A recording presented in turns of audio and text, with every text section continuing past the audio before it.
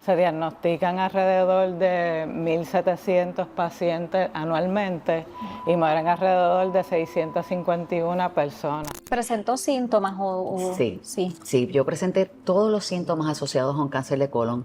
Lo que pasa es que no los identifiqué.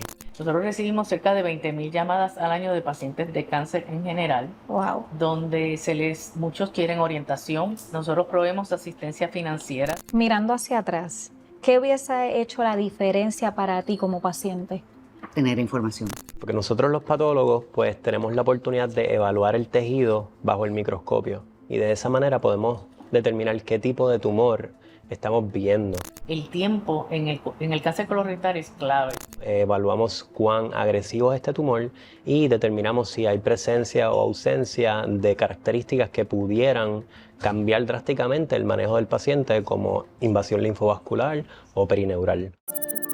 La ciencia nos entrega el reactivo, pero la prevención es el protocolo que estabiliza la fórmula. Investigación, diagnóstico temprano e innovación terapéutica, unidos a una política pública que garantice el acceso para todos. Expertos clínicos y líderes de cambio en un solo laboratorio. La respuesta integral contra el cáncer comienza bajo este lente. Primer foro especializado en cáncer de colon en Puerto Rico. Y bueno, comenzamos este bloque con la perspectiva del sistema de salud. La toma de decisiones en salud pública depende en gran medida de la evidencia y los datos poblacionales. Para hablarnos sobre esto nos acompaña la doctora Karen Ortiz, directora de la Oficina del Registro Central de Cáncer de Puerto Rico, institución que casualmente celebra 75 años de su establecimiento en la isla. Bienvenida, doctora. Gracias. Bueno, vamos a comenzar por hablar sobre la importancia que tiene el Registro Central de Cáncer en la planificación de salud pública en Puerto Rico. Pues sí, el Registro de Cáncer de Puerto Rico es el sistema de vigilancia de cáncer. Fue creado en 1951, así que cumple 75 años. Y básicamente el rol del registro es recopilar, analizar y diseminar la información de los casos diagnosticados en Puerto Rico. Actualmente, la ley número 113 del 2010 hace compulsorio que todas las instituciones y médicos que diagnostican o traten los pacientes de cáncer reporten esos datos al registro. Así que gracias a eso nosotros tenemos datos de calidad, nosotros cumplimos con todos los estándares del Programa Nacional de Registros de Cáncer de CDC y de la Asociación de Registros de Norteamérica, así que tenemos datos de calidad y estos datos nos ayudan a entender y saber cuál es la carga de cáncer en Puerto Rico. De igual manera nos ayuda a evaluar esa carga por diferentes grupos de la población, por grupo de edad, sexo, región. Y también nos ayuda a poder evaluar esas intervenciones y políticas públicas, si están siendo efectivas o no y cómo dirigirlas. Esas son las importancias de los datos. ¿Y qué tendencias han observado específicamente en cáncer colorectal?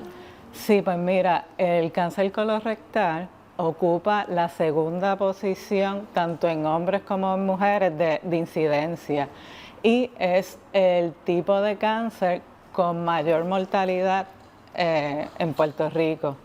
Así que es de los cánceres con una carga sustancial en Puerto Rico. Se diagnostican alrededor de 1.700 pacientes anualmente y mueren alrededor de 651 personas. Actualmente se estima que en Puerto Rico hay cerca de 14.500 sobrevivientes de cáncer colorectal y afortunadamente entre el 2012 y el 2015 hemos visto una disminución en las tendencias de incidencia y mortalidad. En incidencia aproximadamente está disminuyendo a razón de un 3% anual y en mortalidad alrededor de 2% anual. Sin embargo, todavía hay unas preocupaciones porque aunque está disminuyendo en la población general, en la población menor de 50 años está aumentando de manera bien significativa. Así por eso la urgencia del diagnóstico, ¿verdad?, temprano por medio del cernimiento. ¿Y en qué etapa se está diagnosticando con mayor frecuencia la enfermedad? Pues mira, lamentablemente en Puerto Rico los casos se diagnostican en etapas tardías. Cerca del 51% de los casos diagnosticados se diagnostican en etapas regional o distante, cuando ya, ¿verdad?, este tumor está en etapas avanzadas, así que es más costoso, implica, ¿verdad?, un tratamiento más agresivo y la sobrevida disminuye.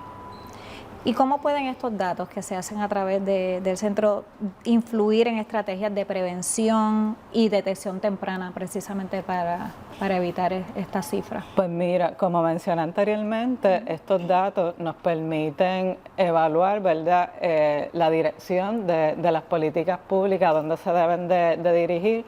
Y un ejemplo de esto es que igual se ha visto ese aumento en el aumento en las tasas de incidencia en menores de 50 años, y eso hizo que cambiaran las guías clínicas para reducir la edad para el cernimiento de cáncer colorectal. De igual forma, los datos del registro guían, por ejemplo, en el plan comprensivo para el control de cáncer, que esto es un esfuerzo colectivo para disminuir el cáncer, la mortalidad en Puerto Rico, pues estos datos guían estas políticas e intervenciones para poder identificar cuáles son las áreas prioritarias donde nos debemos enfocar. ¿Hay alguna región en particular en la isla donde se está viendo más incidencia? Pues se ve de manera a través de todo Puerto Rico, y no hay una región en específico donde se vea un exceso en incidencia o en mortalidad. Se está viendo alrededor de la isla. Sí. ¿Qué retos existen con estos pacientes desde el punto de vista de la atención hospitalaria y los estadios de cáncer que se están presentando? Pues mira, uno de los retos principales, como se mencionó, es que los pacientes con cáncer colorectal están siendo diagnosticados en etapas más avanzadas. Y eso es una preocupación por todas las implicaciones, ¿verdad?, en términos de reducción en la probabilidad de sobrevivencia, mayores costos en el tratamiento, etcétera. Y nosotros hemos podido identificar con los datos de registro, hemos hecho investigaciones y hemos visto ciertos patrones preocupantes, específicamente en pacientes del plan de salud del gobierno, que estos pacientes tienden a diagnosticarse en etapas más avanzadas, tener peor sobrevivencia y mayor riesgo de morir a los 5 años. Cuando nosotros evaluamos esta población, pudimos observar que una tercera parte de estos pacientes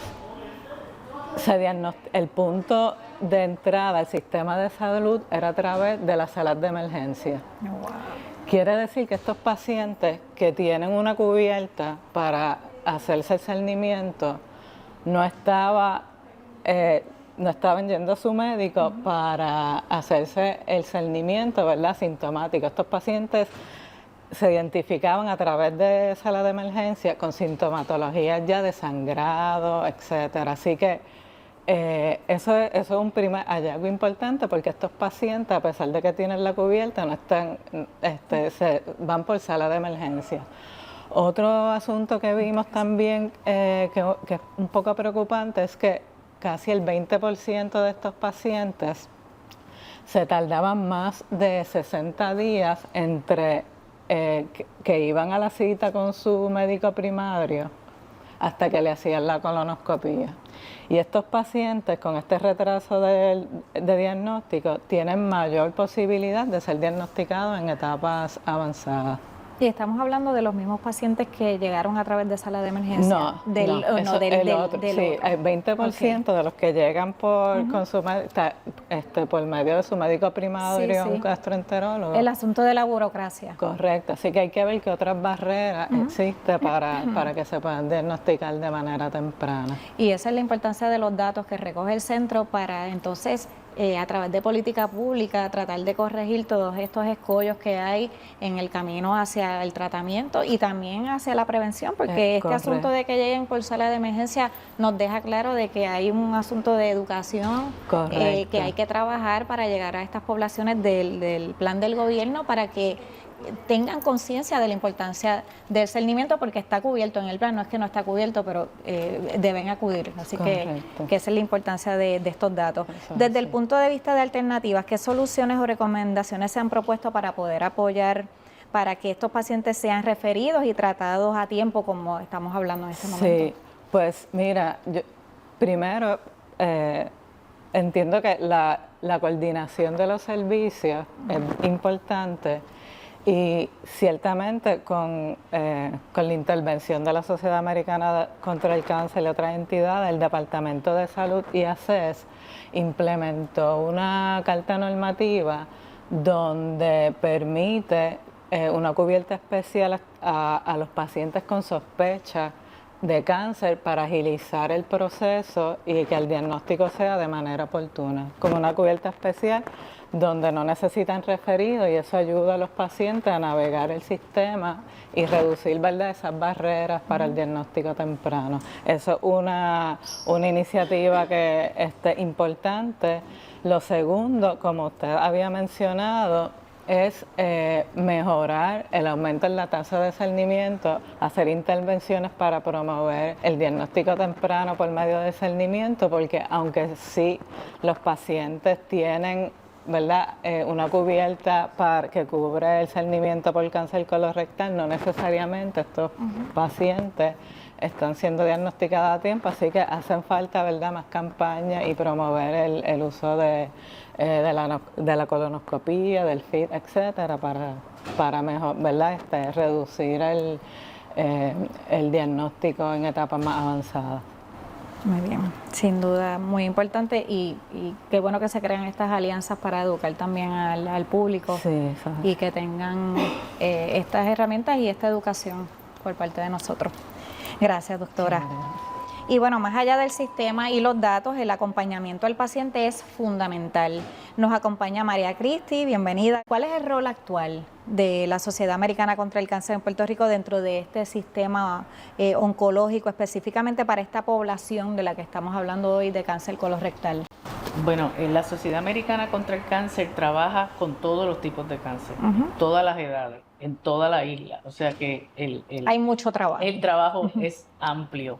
Pero sí te tengo que decir que el cáncer colorectal hace ya casi 10 años ha tomado prioridad dentro de nuestras prioridades locales en Puerto Rico. El cáncer colorectal siempre ha sido una de ellas, por la preocupación de todo lo que han mencionado anteriormente, que en Puerto Rico, a diferencia de Estados Unidos, es el cáncer que mayor mortalidad tiene, y hemos visto un aumento. Y sabemos, gracias a los datos que el registro nos brinda, que es una situación que, aunque sí está bajando la totalidad de los casos, sigue aumentando en jóvenes. Así que nosotros estamos tratando de llevar ese mensaje a esos jóvenes que ni siquiera están pensando que pudiesen. Y anteriormente lo explicaron bien, que esos jóvenes que tienen familiares que han tenido cáncer de pulmón, mamás con cáncer de seno, no solamente personas como se creía antes que tenían cáncer colorectal, están a mayor riesgo de padecerlo. Así que nosotros nos envolvemos en las campañas educativas con nuestros colaboradores, la Coalición Colorectal, el Centro Comprensivo de Cáncer y muchísimas farmacéuticas también que nos ayudan a llevar ese mensaje. Hay varios programas. O sea, todos los años se trata de sacar una campaña educativa con alguna colaboración con alguien, porque obviamente pues la sociedad no tenemos un presupuesto inmenso de comunicaciones, así que siempre tratamos de buscar esos partners que tengan el mismo fin común de llevar ese mensaje de prevención y detección temprana. Y en cuanto a apoyo a pacientes, En cuanto a apoyo a pacientes, hay infinidad. Nosotros vamos a empezar por un centro de servicio a pacientes, que es como un centro de llamada, de telemercadeo, donde hay unas especialistas y unas navegadoras que contestan durante todo el día. Nosotros recibimos cerca de 20.000 llamadas al año de pacientes de cáncer en general, Wow. donde muchos quieren orientación. Nosotros proveemos asistencia financiera. Tenemos un fondo por si hay personas que no tengan plan médico o que no tengan un plan médico que le cubra completo los gastos de las pruebas de seguimiento, tanto de cáncer de seno como cáncer colorectal. Y también pagamos para la transportación a las citas médicas. Aparte de eso, tenemos un albergue, que es como un hotel, en el centro de Atorrey, donde se pueden quedar con nosotros los pacientes que viven fuera del área metropolitana, incluyendo Vieques y Culebra. Obviamente, muchos de las Islas Vírgenes Importante eso. que vienen aquí al área a tratarse ya sea cirugía, quimioterapia y sobre todo los de radioterapia, que tienen un mes completo de radioterapia. Pues esos pacientes, en vez de estar viajando a sus casas, se albergan con nosotros. Ya nosotros cumplimos 13 años de haber abierto ese Puerto Rico Hope Lodge. Los otros días saqué el número, hemos donado cerca de 90.000 noches a pacientes y sus familiares en ese periodo de tiempo. Así que es un servicio invaluable. Además de eso, tenemos programas de apoyo a través de toda la isla y otras becas estudiantiles, un sinfín de programas. Sí, importante porque a veces no nos ponemos a pensar en eso, en que una cosa que para algunos es la transportación, que para algunos pudiera ser un recurso fácil, para otros pudiera ser relativo entre la vida y la muerte. ¿Cuánto ha aumentado las solicitudes de ayuda para transportación en los últimos años? Porque tenemos una población de adultos mayores donde muchos jóvenes migraron y se han quedado sin familiares que los lleven a la cita. Así que nosotros le damos una aportación para gastos que tengan que incurrir, y si la persona no tiene transportación, le contratamos transportación a través de una compañía. Gracias por esa labor que realizan. ¿Y cuáles son las principales barreras que enfrentan los pacientes en términos de prevención y detección que ustedes han detectado? Pues yo entiendo que Karen estaba hablando de eso.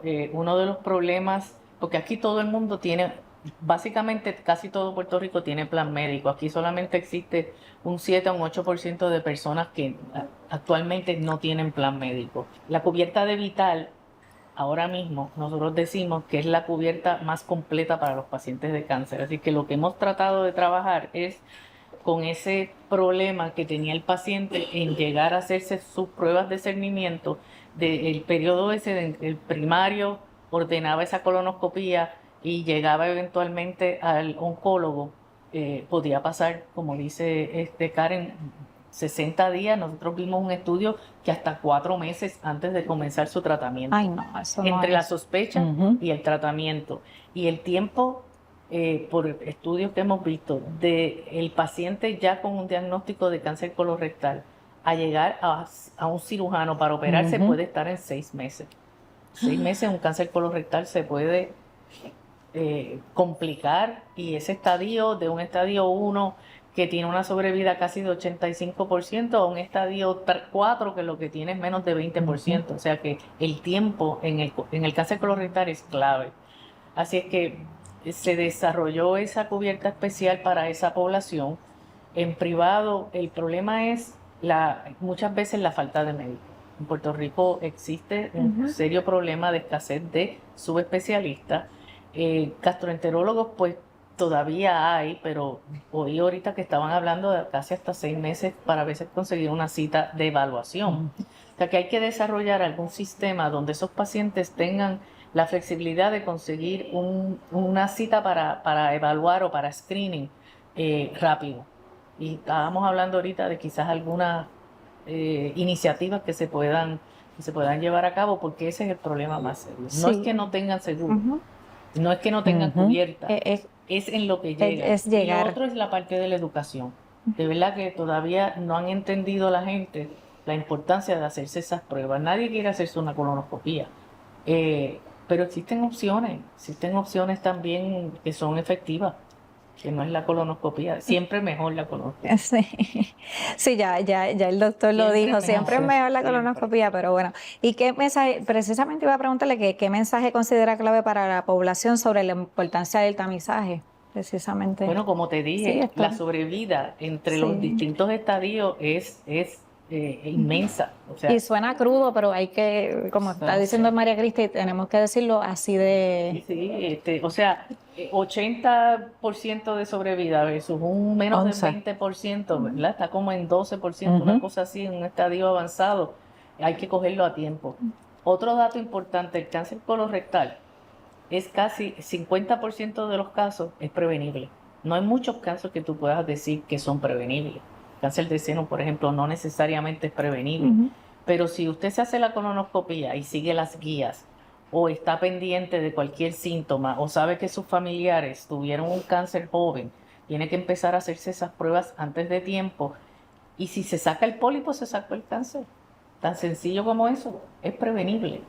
O sea, la gente tiene que entender que es molestosa, nadie quiere hacérsela, pero verdaderamente, si usted está a riesgo, tiene que pensar que le puede salvar la vida. Y es mejor vencer el miedo que vencer la misma enfermedad. Así que hablemos un poquito de cómo se pueden fortalecer estas alianzas entre organizaciones y el sistema de salud precisamente para agilizar estos procesos como estamos hablando y promover también la Nosotros trabajamos educación. muchas cosas en coaliciones y en colaboraciones, porque obviamente en la unión está la fuerza, como dicen, y trabajamos pues, si es cáncer colorectal, lo trabajamos con el centro comprensivo, con la coalición, si es...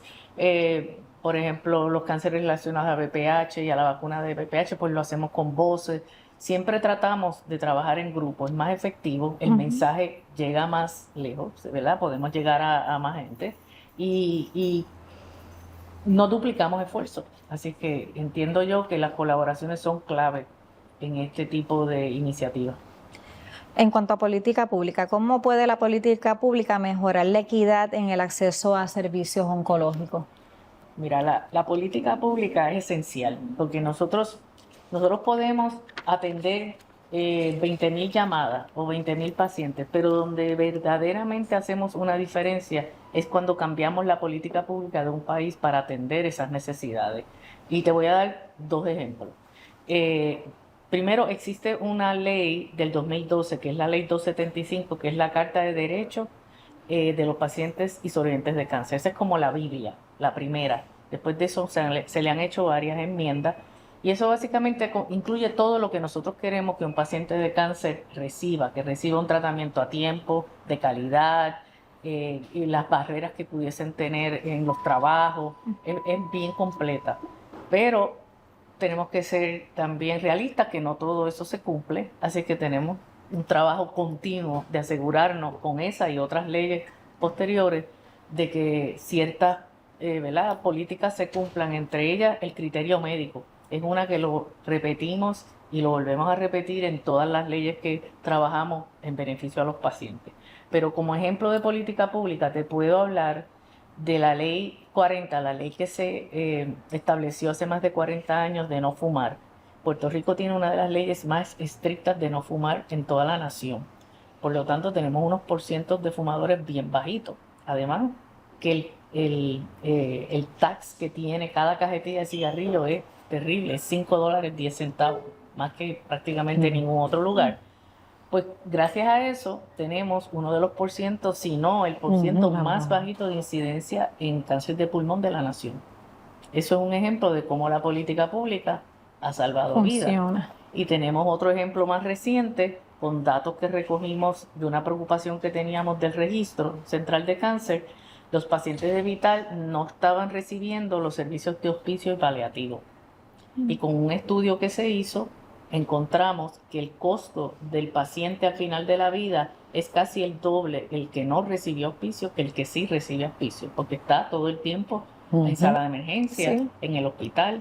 Así que con esos números y esos datos logramos una carta normativa de política pública donde incluyeron ese servicio comenzando en el 2024 para todos los pacientes. Bueno, sin duda muy importante que se lleve a cabo primero los datos. los del datos, estudio. sí, los datos y el estudio para entonces Ella hace fomentar los la política datos, pública. yo me tiro. Muy bien, muy bien. De esto se tratan las alianzas. Correcto. Y bueno, y si hablamos de impacto real, es fundamental escuchar la voz del paciente y de quienes trabajan directamente en la comunidad. Pasamos ahora a este bloque al regreso de la pausa.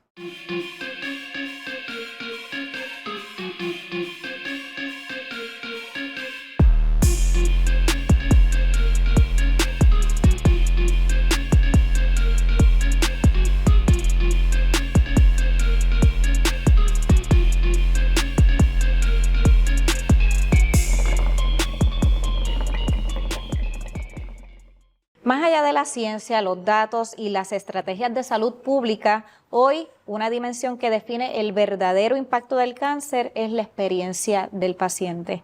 Nos acompaña Julia Michelle Santiago, sobreviviente de cáncer colorectal, fundadora del movimiento Julia Strong y Julia Strong de Podcast, y es la actual presidenta de la Coalición Colorectal de Puerto Rico. Bienvenida, Julia Michelle. Gracias por tenerme.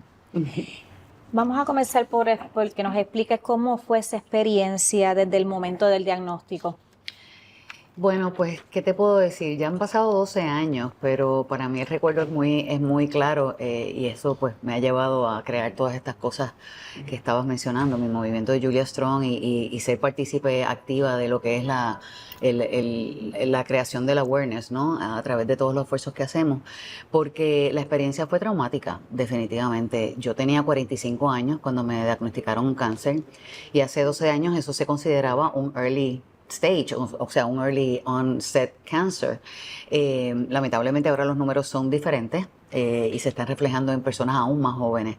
Pero en ese entonces para mí todo fue una sorpresa porque yo no tenía idea, no tenía información de lo que era un cáncer colorectal. De hecho, yo no sabía que era un cáncer colorectal.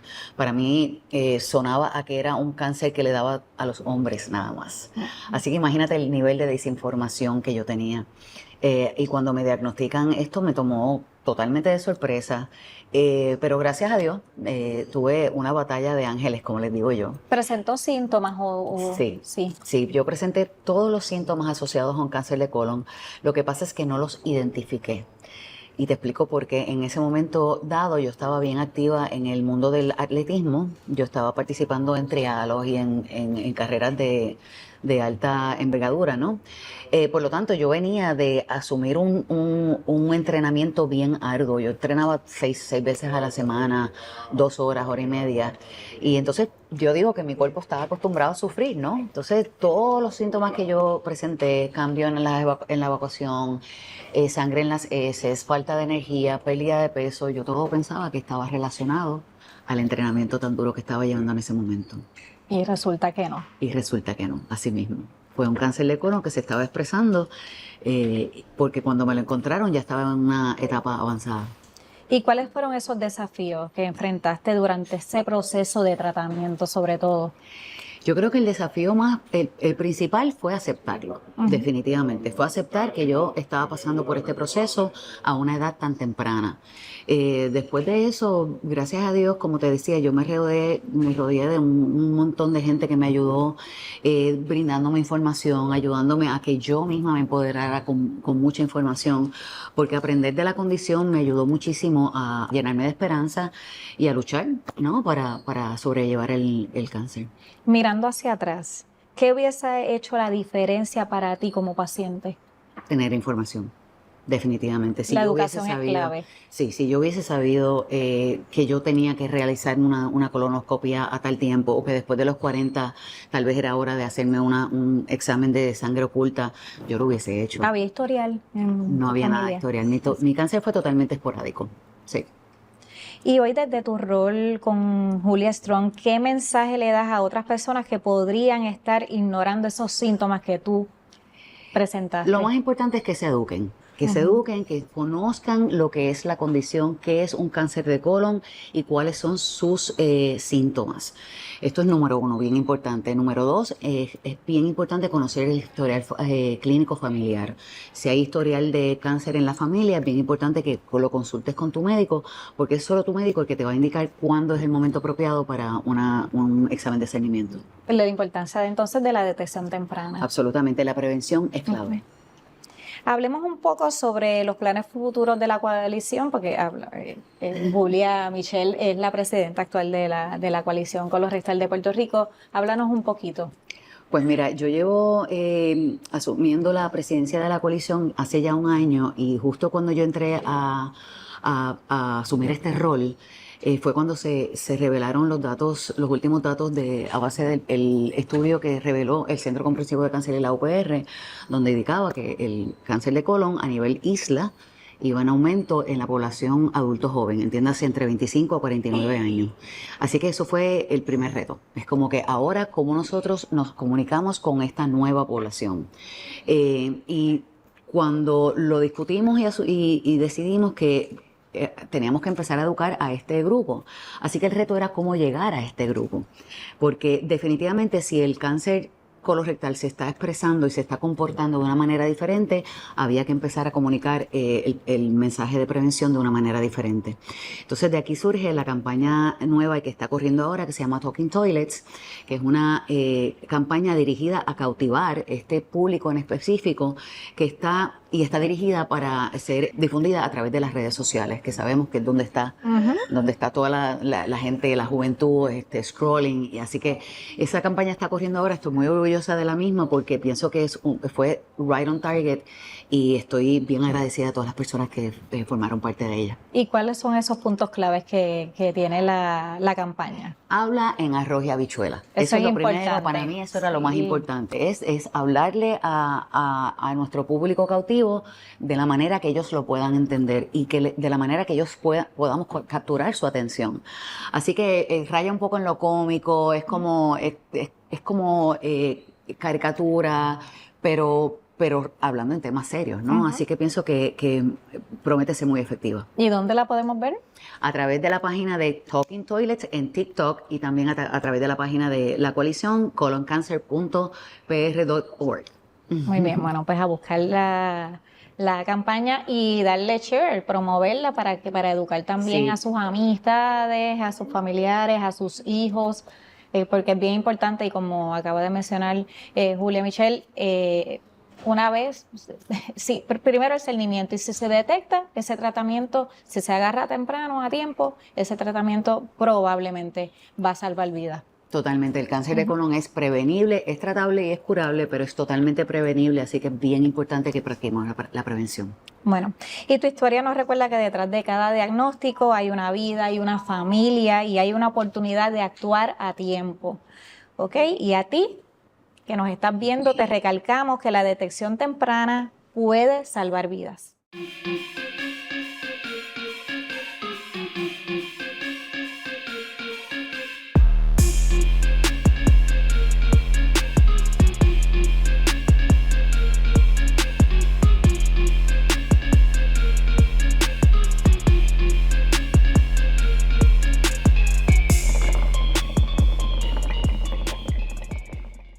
Y desde la base científica del diagnóstico, la patología juega un rol esencial en la identificación y caracterización de la enfermedad.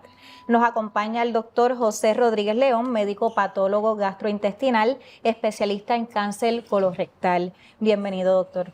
Muchas gracias, Bárbara. Doctor, vamos a comenzar por explicar qué importancia tiene el diagnóstico patológico en la detección y manejo del cáncer colorectal.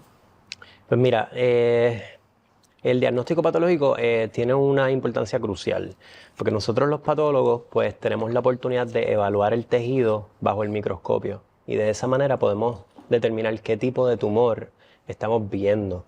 Además de eso, evaluamos cuán agresivo es este tumor y determinamos si hay presencia o ausencia de características que pudieran cambiar drásticamente el manejo del paciente, como invasión linfovascular o perineural. Además de esto, nosotros también evaluamos el tumor para características moleculares que definitivamente también pueden cambiar drásticamente el manejo clínico de ese paciente. Precisamente le iba a preguntar cómo influye la caracterización de los tumores en las decisiones clínicas, así que sí, juega un pues actualmente la medicina que se practica es una medicina más personalizada. Esto a diferencia de las pasadas décadas, que como antes habíamos hablado, había una receta para todo el mundo. En este caso, pues ya se está empezando a evaluar el tumor específicamente para sus distintas mutaciones y evaluamos molecularmente los tumores para determinar si el paciente pudiera ser entonces candidato a inmunoterapia, por ejemplo, o quimioterapias dirigidas específicamente a las mutaciones que posee ese cáncer. ¿Qué otros avances han mejorado la precisión diagnóstica de los pacientes? Pues actualmente, y esto a diferencia de quizás hace 10 años, cuando yo entrené, actualmente se está evaluando los tumores de cáncer colorectal para presencia de inestabilidad de microsatélites. Esto usualmente se hace por inmunohistoquímica y pudiese identificar pacientes que serían candidatos a inmunoterapia. Y esto definitivamente puede cambiar el manejo clínico del paciente al punto de que pudiera evitarle al paciente una cirugía. O sea, se ha visto que pacientes manejados con inmunoterapia disminuye el volumen del tumor. Muchas veces no hay ni que operar al paciente. Así que es bien importante que el oncólogo tenga esa información de inestabilidad de microsatélites para entonces manejar estos casos clínicos, y se hace como una prueba de reflejo. Bueno, y entonces esto significa que en un contexto donde la medicina es cada vez más personalizada, la patología moderna, incluyendo los biomarcadores, pues optimizan entonces el manejo de cáncer colorectal. Sí, definitivamente. Además de la inestabilidad de microsatélites, también hacemos pruebas moleculares específicas para genes, mutaciones en genes específicos como KRAS, NRAS, y esto también pudiera ayudar al oncólogo a determinar cómo va a tratar al paciente. Y esto es pues porque se está viendo que los tumores no necesariamente van a responder a esa receta clásica que antes se trataba a todos los tumores colorectales con esa receta clásica. Sí, que yo me imagino que dependiendo de la genética se comporta, es el comportamiento de ese, y así va a ser entonces el tratamiento. Sí, correcto. Y eso empieza por la evaluación patológica del tejido, porque muchas veces en la colonoscopía, pues el gastroenterólogo o el cirujano puede encontrarse con un tumor que muy probablemente es cáncer, pero es bien importante evaluarlo, evaluar el tejido bajo el microscopio y poder entonces determinar cuán invasivo es el tumor, las características específicas que hemos hablado y estudiar molecularmente el mismo. Gracias, doctor. A la orden. Hoy confirmamos que el cáncer colorectal sí se puede detectar a tiempo y en muchos casos prevenir. La información, el acceso y la acción hacen la diferencia. Desde el Centro Comprensivo de Cáncer y Public Health Latam, esto es más que un foro, es un compromiso con la salud de Puerto Rico. Yo soy Bárbara Figueroa, gracias por acompañarnos. La ciencia nos entrega el reactivo, pero la prevención es el protocolo que estabiliza la fórmula. Investigación, diagnóstico temprano e innovación terapéutica, unidos a una política pública que garantice el acceso para todos. Expertos clínicos y líderes de cambio en un solo laboratorio. La respuesta integral contra el cáncer comienza bajo este lente. Primer foro especializado en cáncer de colon en Puerto Rico.